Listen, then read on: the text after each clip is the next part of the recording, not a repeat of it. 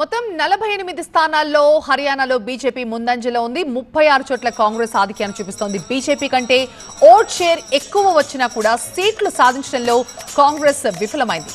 కాంగ్రెస్ కి మొత్తం 40.01% vote sharing రాగా బీజేపీకి 39.61% ఓట్ షేర్ లభించింది.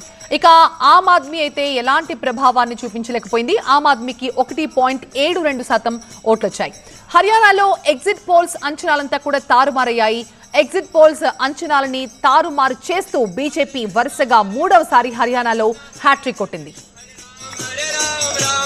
ఎగ్జిట్ పోల్స్ లెక్కలన్నీ కూడా తప్పై సర్వే సంస్థల అంచనాలకి అందకుండా హర్యానాలో హ్యాట్రిక్ కొట్టింది బీజేపీ. వరుసగా మూడవసారి అధికారం చేపట్టబోతోంది.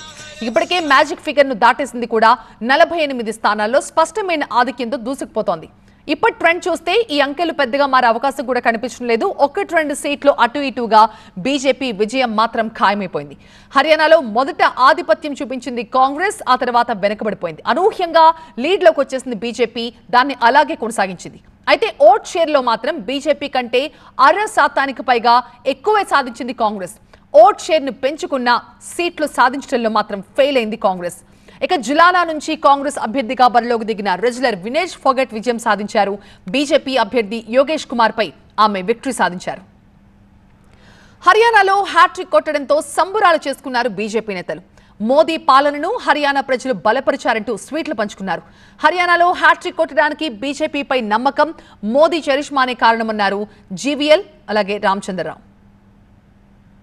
देखिए, भारतीय जनता पार्टी ये हरियाणा की जीत जनता की जीत मानती है, विकास की जीत है, मोदी जी के कुशल नेतृत्व की जीत है, एक नम्रता की जीत है।